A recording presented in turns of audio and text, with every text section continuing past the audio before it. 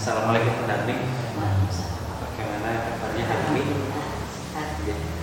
Saya mohon izin untuk mewawancarai Ibu mengenai beberapa mungkin kasus tentang masalah siswa di SD gitu. Untuk yang pertama, tentunya kan di sekolah kan pasti ada suatu permasalahan terhadap murid. Nah, yang ingin saya tanyakan, bagaimana Ibu mengidentifikasi kasus-kasus yang merupakan dilema etika ataupun kewajiban moral? Selama ini yang saya hadapi adalah kasus terutama kedisiplinan anak, terutama yang di sini yang saya rasakan pada awal nanti saya merasakan anak di sini itu betul-betul tidak disiplin, baik dalam hal pakaian, dalam hal pembelajaran, dalam hal kedisiplinan datang ke sekolah. Intinya saya datang awal itu betul-betul saya agak kaget karena memang betul mungkin karena habis pandemi itu sehingga anak-anak betul-betul tidak terkontrol. Nah di sini kalau sampai dengan hari ini yang saya rasakan yang masih agak sulit, saya katakan belum tuntas itu mengenai kedisiplinan berpakaian. Kalau alhamdulillah disiplin datang ke sekolah, waktu istirahat itu alhamdulillah sudah jalan, sudah insya Allah sudah baik. Nah satu ini yang saya rasakan belum berhasil, saya menggunakan disiplin tentang pakaian, dimana anak-anak itu dalam berpakaian itu kadang-kala saya lihat itu kalau warnanya sama, pakainya sudah sama, tapi kerapian itu banyak sekali yang belum sesuai dengan aturan. Tentunya di sini masih banyak sekali anak-anak yang berpakaian itu terlalu berdodoran, kemudian saku baju itu jahitannya lepas, itu sampai katakanlah saya ingatkan 1, 2, 3 kali itu belum diperbaiki. Kemudian dalam hal ini saya menyadari memang karena memang saya sih katakanlah kalau ketemu dengan wali siswa itu selalu saya ingatkan, saya sampaikan bahwa putrani ininya monggolah pakaiannya dirapikan, kemudian saku-saku yang lepas itu dibetulkan. Insya Allah komunikasi dengan orang tua saya sudah insentif, tetapi sampai dengan hari ini belum 100% berhasil. Yang saya rasakan masih saya agak belum begitu puas dengan pakaian. Insya Allah kalau dalam hal pikiran yang lain insya Allah sudah. Pada ini yang saya tangkap ada masalah mengenai kedisiplinan Ibu, terutama masalah kerapian baju. Nah lalu kan masalah itu kan harus diputuskan dan diselesaikan Bu. Kalau Ibu sendiri bagaimana cara menyelesaikannya suatu permasalahan tersebut yang di dalamnya mengandung nilai kebajikan? Kalau boleh saya tahu. Kalau saya dalam menyelesaikan masalah terutama untuk anak-anak, saya musyawarahkan dengan guru. Ini intinya saya tidak akan lepas dari musyawarah dengan Bapak Ibu guru. Kemudian yang kedua setelah saya musyawarah dengan Bapak Ibu guru, setelah Bapak Ibu guru menyampaikan kepada anak, kemudian saya sendiri tetap ikut menangani, saya dekati. Itu saya dekati sehingga mereka saya ingin mereka dengan kesadaran diri sendiri untuk melakukan apa yang disiplin sekolah tanamkan, disiplin sekolah inginkan itu dapat mereka laksanakan dengan sadar diri, tidak dipaksainnya pelan-pelan tetapi mereka menyadari. Ini pendekatan saya. Berarti ada pendekatan dan musyawarah ya. Kalau untuk selanjutnya langkah-langkah yang benar dilakukan sendiri ataupun mengatasi hal ini? Saya selaku berkoordinasi dengan Bapak Ibu guru, intinya tidak lepas dari itu tadi musyawarah bahwa monggolah kita sama-sama saling mengawasi, sama-sama kita saling bertukar pikiran untuk mewujudkan apa yang kita inginkan dari visi misi SD intinya tercapai. Intinya saya tidak pernah lepas dari musyawarah mufakat, kemudian juga saya tidak lepas dan selalu berkoordinasi dengan orang Berarti salah satu caranya adalah musyawarah dan komunikasi gitu mungkin. Terus kalau menurut Bu Nari sendiri hal yang efektif dalam mengambil keputusan pada kasus-kasus dilema etika itu yang menurut Bu Nari lakukan itu apa? Ya, hal yang paling efektif. Yang paling efektif yaitu dengan kita memberi contoh. Intinya kalau kita memberi contoh baik, insya Allah memberi contoh.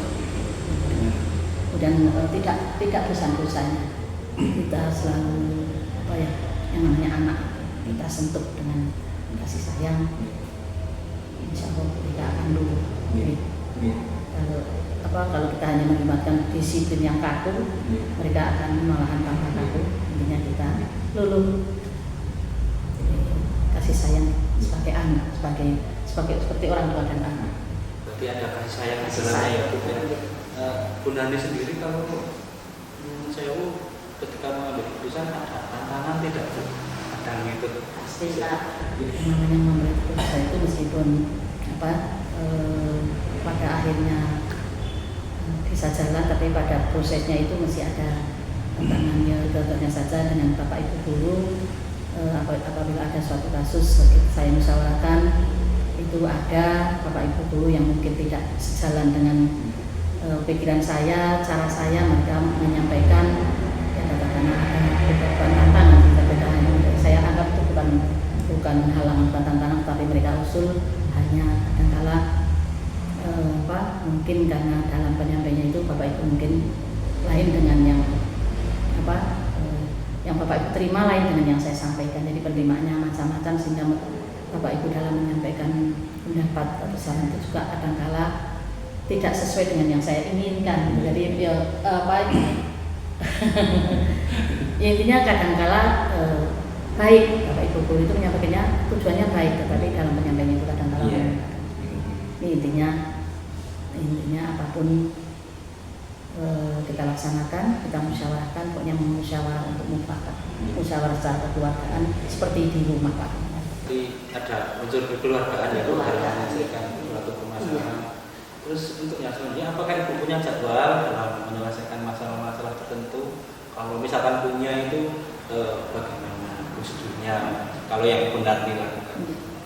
Kalau saya terus terang saya tidak punya jadwal untuk menyelesaikan suatu kasus. Intinya apabila ada suatu kasus kita telaah, kita susuri, kita cari asal muasalnya masalah itu apa, kemudian kita dekati misalnya akarnya masalah itu apa. Intinya saya telusuri, saya selidiki, kemudian saya musyawarahkan, tidak lepas dari Bapak Ibu guru, saya musyawarahkan. Kemudian saya lebih suka kalau ada suatu masalah, suatu kasus, saya selesaikan secepat mungkin. Jadi menampung, jangan sampai bertele-tele jadi pikiran. Gitu. Jadi saya bisa mengambil apa yang disampaikan Bu Nani, tidak berjadwal namun secepatnya bisa selesaikan. Lalu kalau kita kan setiap hari dihadapkan dengan dilema etika ya, kadang ada suatu permasalahan yang dua-duanya ternyata benar dan benar, di antara benar dan benar lah. Nah, kalau Ibu sendiri dalam mengambil keputusan itu apakah mungkin sendiri atau ada yang mungkin membantu atau bagaimana, mungkin bisa diceritakan ketika mengambil keputusan di antara benar dan benar. Memang tidak bisa kita hindari suatu saat dengan kita menemukan atau mendapatkan suatu masalah yang bersamaan, sama-sama penting. Nah, saya dalam mengambil saya dalam menyikapi itu seperti tadi, tidak lepas dari musyawarah. Kemudian saya pandang mana masalah dari kedua masalah itu sama-sama penting, tetapi mana yang harus didahulukan. Jadi menurut prioritas, tetap musyawarah dan mendahulukan yang lebih penting dulu. Berarti ada musyawarah dan prioritas ya Bu ya. Kalau yang selanjutnya kan ada pembelajaran lah Bu di balik mengambil keputusan di antara dilema etika. Kalau dari Ibu sendiri terkait dengan kedisiplinan ini, pembelajaran yang Ibu ambil dalam mengambil keputusan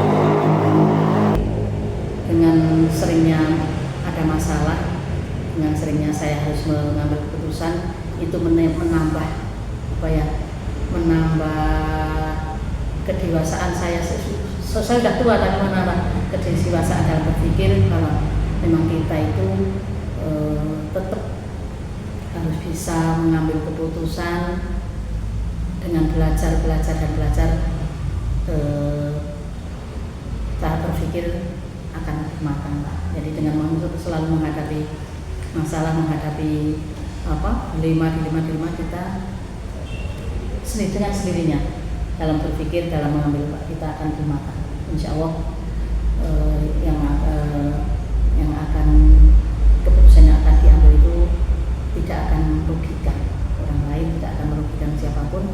Intinya sama-sama intinya yang katakanlah misalnya yang punya masalah dua itu yang satu tidak merasa dijatuhkan, yang satu tidak merasa diunggulkan, jadi bisa belajar seimbang gitu nih, Pak.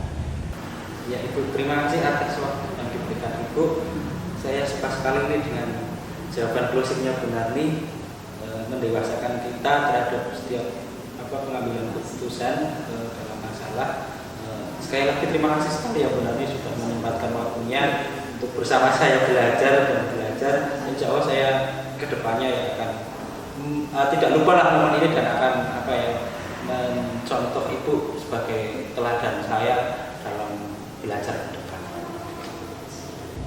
Monggo Pak Urip, selamat menunaikan tugas, pokoknya selesaikan, dibuat enjoy saja, ikuti arus, jangan melawan arus, nanti tak Pak, sakit.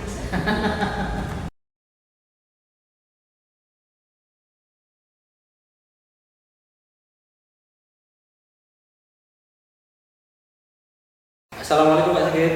Waalaikumsalam Pak Urip. Bagaimana kabarnya hari ini? Alhamdulillah sehat. Pak Urip gimana? Sehat. Alhamdulillah luar biasa ya. Hari ini saya mohon izin untuk mewawancarai Pak Sigit mengenai kasus yang berhubungan dilema etika. Ya, di sekolah Pak Sigit kan tentu saja ada beberapa masalah baik itu terhadap murid atau guru ya. Nah, yang ingin saya tanyakan yang pertama, bagaimana Pak Sigit mengidentifikasi kasus-kasus yang merupakan dilema etika ataupun rujukan moral? Oke, terima kasih Pak Urip. Saya coba pertanyaan Pak Urip kami jawab. Yang pertama, untuk cara mengidentifikasi permasalahan-permasalahan guru dan murid, kami yang pertama yaitu kita adakan komunikasi Pak Urip. Yang terutama komunikasi itu memang penting. Bagaimana cara menyelesaikan masalah-masalah baik itu murid ataupun guru, kita komunikasikan terutama dengan guru. Terutama guru kan itu paling paham dengan apa yang dilakukan sehari-hari dalam kelas tentang yang dihadapi muridnya itu. Nah, murid itu kadang seperti ini Pak Urip. Di sekolah kami di SD Negeri Dwarejo ini kami sering menerima masukan-masukan dari guru, terutama tentang hal-hal yang berhubungan dengan murid, yaitu tentang apakah itu nanti murid itu akan dinaikkan kelas atau tinggal kelas, ataupun nilai-nilai yang kurang atau bagaimana. Nah, nanti kita komunikasikan dengan guru. Nah, guru memberi masukan kepada kami terima dan kami mencoba memberi solusi apa-apa yang harus diidentifikasi oleh guru terhadap murid itu. Nah, yang pertama dengan faktor-faktor yang terkait, yaitu kita komunikasikan dengan guru. Nah, nanti guru akan mengambil istilahnya kasus-kasus yang berasal dari murid itu. Nah, itu Pak Urip cara kita mengidentifikasinya. Ya, terima kasih Mas Sigit. Lalu sebuah masalah kan tentu saja harus diputuskan solusi penyelesaiannya ya. Ya. Kalau di tempat Pak Sigit sendiri, bagaimana menjalankan keputusan di sekolah Pak Sigit? Bagaimana caranya, apalagi di dalamnya ada nilai kebajikan? Ya. Begini Pak Urip, kalau di sekolah kami kita mengambil dari pihak-pihak terkait, yang terutama dari guru, kemudian ada wali siswa lah. Dari wali siswa ini juga hal yang sangat penting, karena apa yang akan kita ambil keputusan ini juga harus melibatkan dua faktor penting ini. Nah, terutama dari guru, kemudian dari faktor wali siswa. Karena apa? Guru harus juga komunikasi lah. Komunikasi itu guru lewat apa? Sekarang kita ada paguyuban wali siswa lah. Dengan media sosial yang sudah ada sekarang ini, kita sudah ada dari guru-guru sudah mengadakan paguyuban wali siswa lah. Cara mengambil keputusan ini kita komunikasikan, yaitu terutama dengan guru dan pihak terkait yang lainnya adalah orang tua itu, Pak Urim. Bagus sekali ya. Untuk langkah-langkah sendiri, langkah-langkah yang Pak Sigit ambil itu apa? Ya. Untuk langkah-langkahnya kita misalkan bisa untuk dalam rapat dulu kita mengkomunikasikan itu langkah-langkah, contoh langkah-langkah yang kita ambil. Nah, nanti kita cari apa yang harus kita ambil keputusannya, kemudian contohnya hal-hal yang terkait dengan wali siswa atau dengan siswa. Nah, guru-guru harus memahami apa yang harus diambil guru kelas itu pada saat contohnya sekarang sudah semester 2, misalkan ada anak yang kurang dalam nilai karena sering tidak masuk sekolah. Nah, kita langkah-langkahnya terutama yaitu mengidentifikasi. Yang kedua yaitu tentang wali siswa. Wali siswa itu juga kita ajak komunikasi, kita undang ke sekolah, bagaimana kita mencari atau menggali informasi dari orang tua itu, kemudian apa yang menyebabkan anak itu tidak masuk sekolah. Lah, kita harus mengidentifikasi masalah-masalah dalam mengambil keputusan. Nah, langkah-langkah seperti itu memang sangat kita butuhkan, Pak Urip, dalam mengambil keputusan. Baik itu nanti kita komunikasi dengan guru, kemudian kita komunikasi dengan wali murid itu. Luar biasa ya, ada kolaborasi dengan wali siswa ini. Iya. Lalu hal apa yang menurut Pak Sigit efektif, terutama dalam pengambilan keputusan kasus dilema etika? Iya. Hal yang efektif kita ambil yaitu dengan komunikasi dengan guru itu yang hal yang paling efektif. Kemudian dengan wali siswa. Nah, kadang juga ada siswa yang misalkan di kelas seperti ini tapi di rumah beda dengan di sekolah. Nah, hal-hal yang harus kita ambil keputusan secara efektif ini kita terutama menjalin komunikasi lah. Komunikasi itu memang penting karena apa? Kita menjadi tahu apa-apa yang menyebabkan siswa itu ada kendala apa, terus kemudian ada hal-hal apa yang mempunyai masalah di rumah atau bagaimana. Nah, itu keputusan-keputusan yang efektif kita ambil yaitu dengan mengambil atau menggali informasi dari guru dan guru mengambil informasi dari siswa. Kemudian kita komunikasikan dalam hal rapat sekolah atau dalam istirahat, kita santai ngobrol-ngobrol dengan guru. Itu Pak. Iya. Ya. Untuk selanjutnya Pak Sigit, tentu saja kan dalam mengambil keputusan itu kan kadang menghadapi sebuah tantangan. Iya. Kalau pasti itu. Tantangan ya Pak Sigit alami itu seperti apa dalam mengambil keputusan? Iya Pak Urip, memang semua hal itu di sekolah memang ada suatu tantangan, baik itu tantangan tentang etika, tantangan moral, tantangan apapun yang ada di sekolah pasti ada. Nah, dalam mengambil keputusan itu tentunya dan pasti itu ada tantangan, terutama begini. Contohnya kita mengambil keputusannya anak tidak dinaikkan kelas. Nah, terutama ada tantangan dari wali murid. Kadang ada wali murid yang menerima, kadang ada yang tidak lah. Yang tidak menerima itu biasanya kan itu datang ke sekolah, Pak, Bu, kenapa anak saya tidak bisa naik kelas? Apa alasannya? Nah, itu suatu hal-hal atau tantangan bagi guru kelas. Apakah itu faktor dari guru cara memberi pembelajarannya kurang maksimal, ataupun hal yang dari faktor dari rumah anak-anak bisa terkendala oleh pembelajarannya. Kadang di sekolah kami Pak Urip ini faktor yang paling utama adalah faktor dari keluarga. Karena apa? Faktor keluarga itu sangat mendukung dan sangat penting untuk menunjang kemajuan siswa tentang pendidikan, apalagi dengan tugas-tugas yang di rumah itu memang pekerjaan orang tua, tidak hanya siswa, harus berkolaborasi dengan orang tua. Nah, tantangan-tantangan seperti itu kita memang harus siap di sekolah itu. Nah, nanti kita ambil keputusan-keputusan, memang ada tantangan seperti itu. Nah, nanti kita selesaikan atau kita ada solusi tentang tantangan-tantangan itu, bagaimana kita analisa, kita identifikasi tantangan itu timbul dari guru atau hanya dari orang tua murid. Nah, nanti kita akan evaluasi. Itu Pak Urip. Oh iya, terima kasih Pak Sigit. Untuk tantangannya tadi saya amati ada yang berasal dari orang tua ya.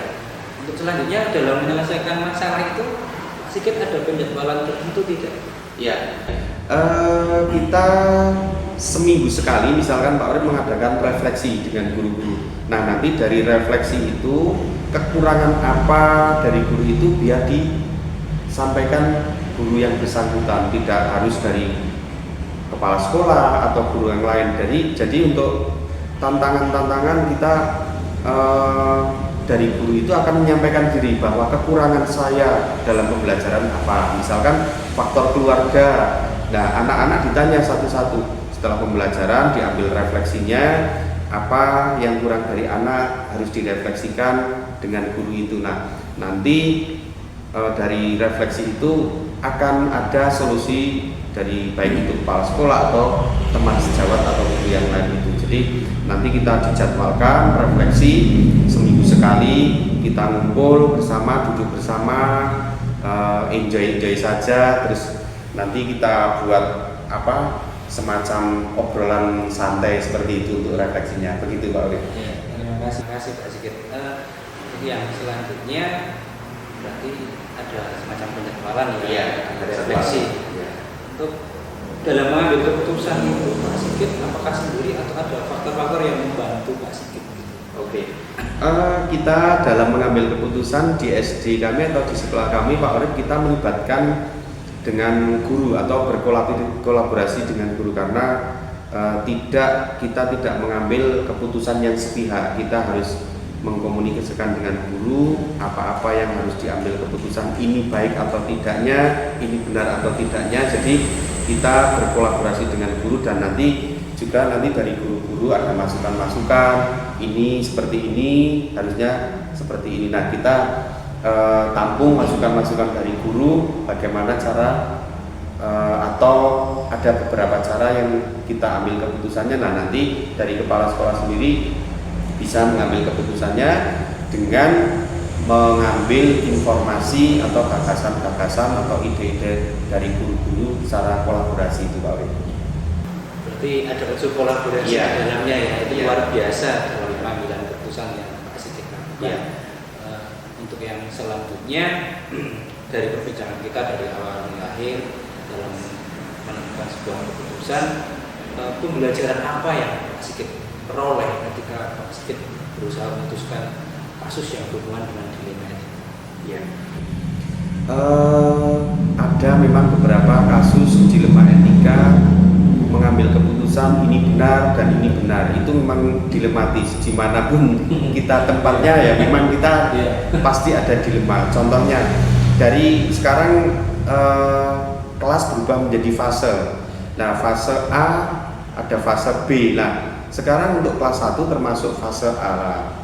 Di kelas 1 misalkan kita akan menaikkan siswa ke kelas 2 dari fase A, kelas 1 ke kelas 2. Nah, ini nanti dari anak ini kita menitipkan atau naik anak ini ke kelas 2, atau istilahnya apa Pak Urip tadi itu, Mas Taki, bahasanya apa itu Pak Urip? Menaikkan kelas. Nah, kita menyerahkan ke guru kelas 2 juga ada dilematisnya, karena kita menaikkan dari fase A kelas 1 ke kelas 2 itu juga ada dilematis etikanya. Karena apa? Yang seharusnya anak ini belum bisa naik, tapi naik lah. Nanti kita menyerahkan kelas 2. Nah, kelas 2 monggo ini nanti anak ini karena sekarang pembelajaran diferensiasi, dan nanti anak ini kekurangannya apa-apa disampaikan dari guru kelas 1. Nah, kemudian untuk dilematis benar dan benar, misalnya kasus-kasus seperti ini, misalnya dilema etika, karena ada beberapa misalkan ada ini benar, Nah, kita ambil komunikasi dengan guru-guru itu, mana-mana hal-hal yang benar dan benar ini kita cari atau identifikasi terkait dengan fakta. Nah, fakta itu atau istilahnya evaluasi, kita identifikasi mana fakta yang benar dan benar itu memang di lingkungan Pancasila. Nanti kita ambil tengahnya, mana yang benar, nah kita baru mengambil keputusannya, karena memang terkait dengan kasus apa tadi dilema etika. Nah, itu benar dan benar itu memang agak sulit, nah tapi kita harus bisa mengambil keputusannya tentang dilema etika itu. Begitu Pak Urik. Ya, luar biasa ini perbincangannya Pak Sigit dari awal hingga akhir. Saya dapat pengalaman dari Pak Sigit mengenai bagaimana mengambil keputusan terhadap kasus yang Pak Sigit alami. Ya, semoga nanti kedepannya juga saya bisa belajar seperti Pak Sigit. Siap Pak. Ya. Oke. Terima kasih Pak Sigit atas waktu dan pelajarannya. Sukses selalu untuk Pak Sigit. Sukses selalu juga untuk Pak Urik. Terima kasih. Ya, sama-sama.